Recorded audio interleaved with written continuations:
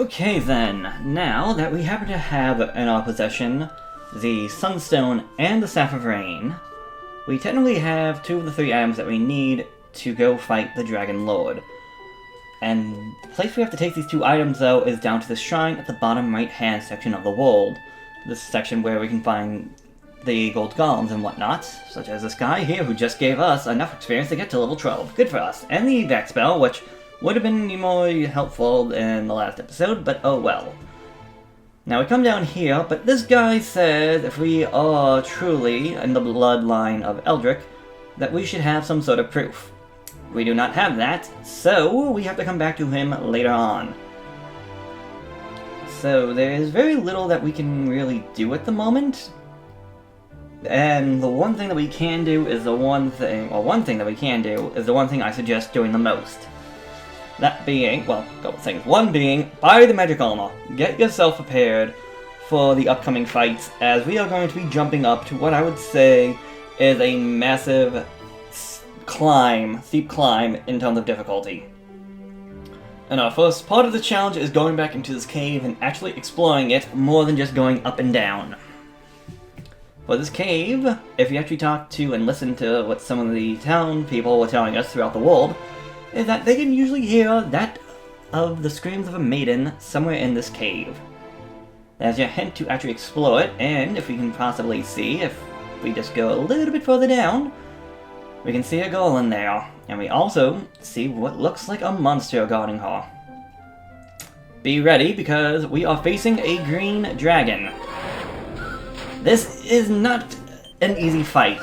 Thankfully, though, we only take about 15-ish damage. So as long as you can stay above 20 HP and can use the healing spell, you can win this fight, but you need to plan strategically. This is not one that you can just brute force in hopes of winning. You need to know when to attack and when to heal. We have everything we need, it's just doing it all correctly. And don't take any risks. And with enough perseverance, you can eventually get this thing to fall.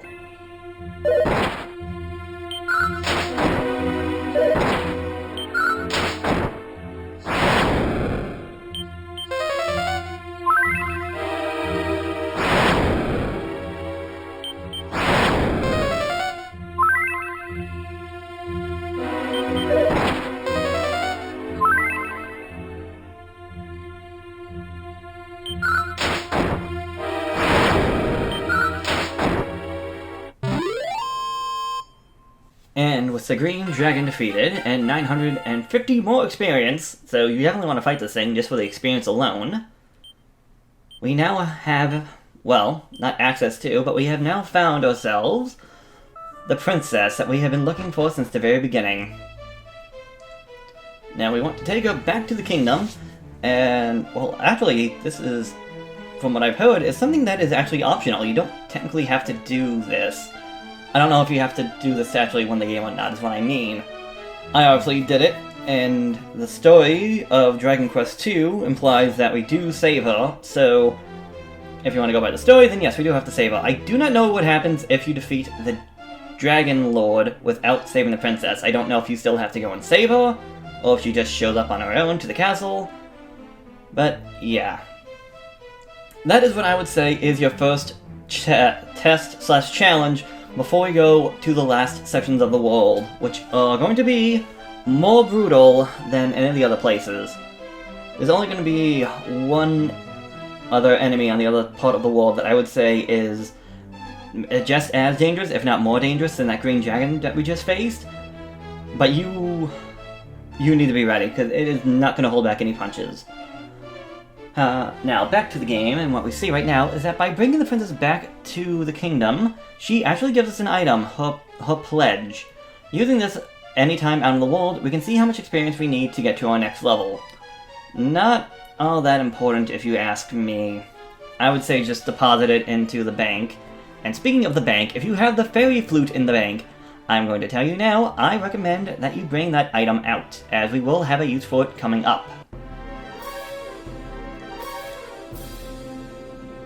Also, the magic armor, since I did not explain this earlier, actually has a very useful ability.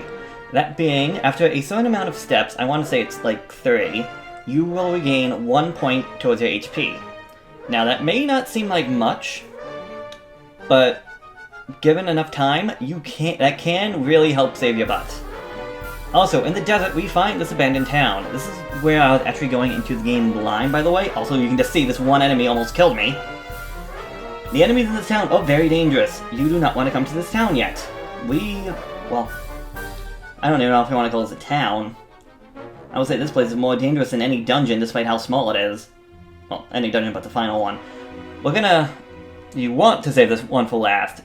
I made the foolish mistake of trying this out, and it did not go well, especially when the enemies here have greater healing magic and abilities than myself.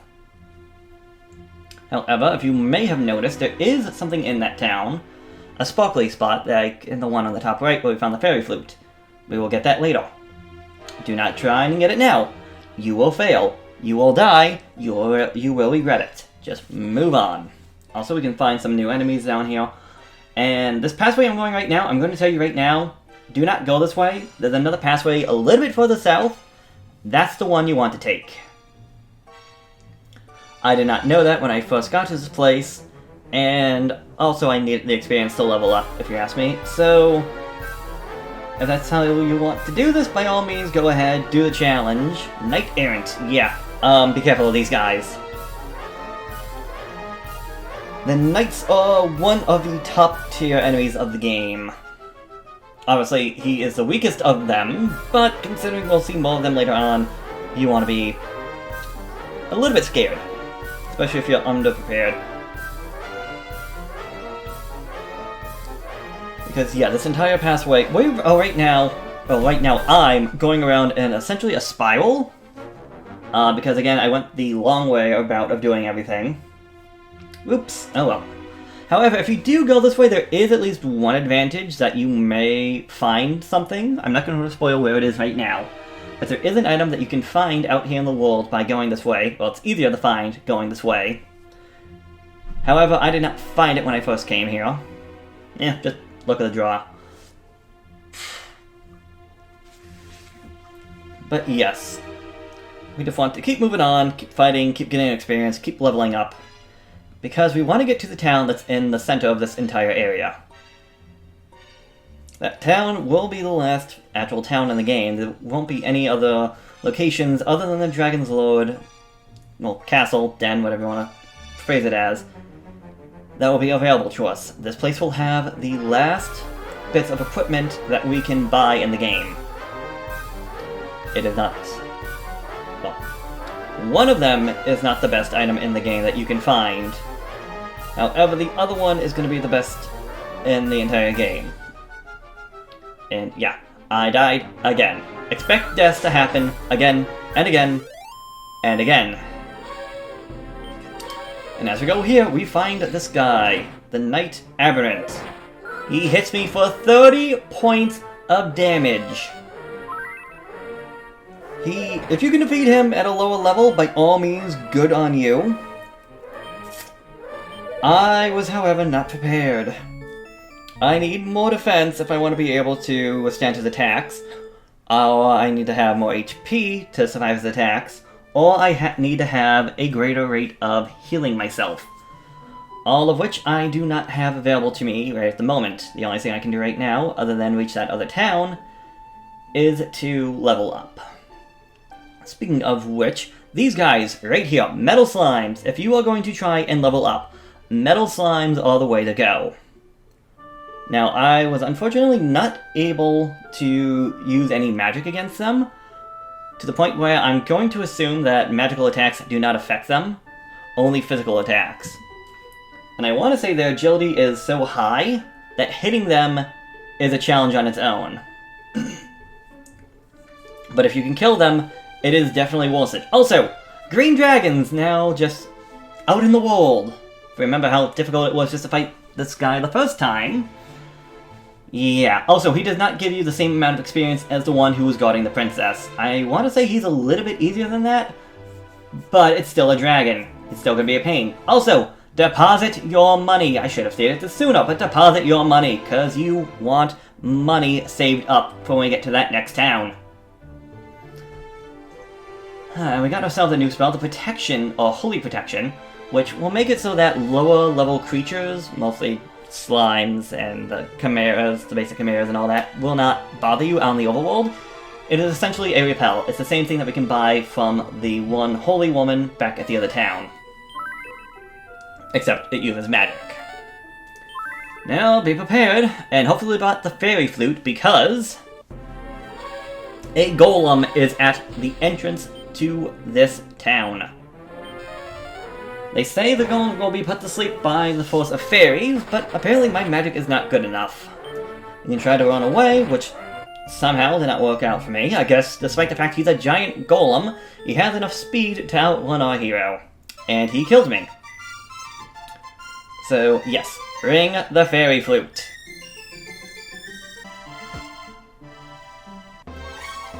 And here we can actually find that of the metal slimes. Again, and I don't know if maybe because I leveled up and my agility was higher, but I was able to hit him 3 times and kill him. Giving me 775 experience, considering we now take like 14,000 experience to level up.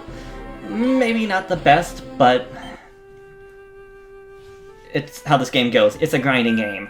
And thankfully, the Switch/iOS port of this game did make the grind easier compared to its NES counterpart. Not know if that makes it much better, but hey. You get what you get and you take what you got. Now the fairy flute will not keep the golem asleep forever. As you can see here, I have to play it multiple times. However, considering it's asleep and will not attack us once it wakes up, we can always just put it back to sleep with the fairy flute. As far as I know, it works 100% of the time. At least, it worked 100% of the time for me.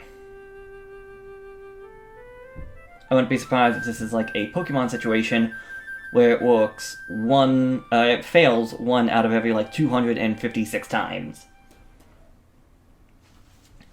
But whatever the odds are, it seems pretty high that you're going to succeed, and eventually kill the golem, giving you access to the final town. And 2,500 flippin' experience! Hoi! As far as I know, there's no other golems in the entire, like, no other just basic golems in the entire world. That's the only one. And now we're in the final town, which is kind of a mixed bag, because you will find two items that will actually help you, alongside a bunch of older weapons, or weaker weapons and whatnot, also the inn, but ends in every place. The top left staircase, right over there, will take you to a bank where you can deposit items and money and all that. That's why I was telling you before to deposit your money, because you want to have your money. You want to have a lot of money. How much? I think one piece costs like 11,000 and the other one costs like 18,000. I could be wrong, we'll see it soon enough.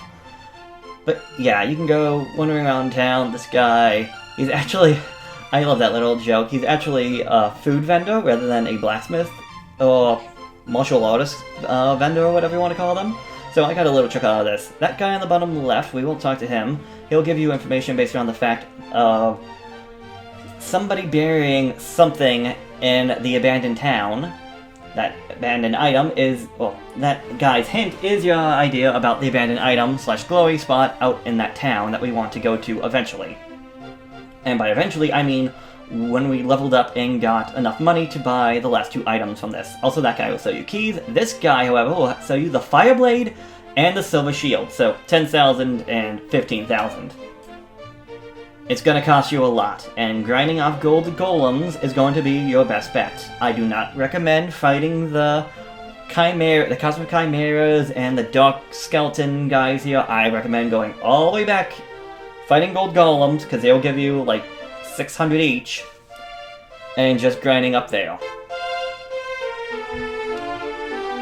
Now, as you look around, you will notice that the highest armor that you can find in the game, well, the highest armor that vendors will sell you is the magical armor.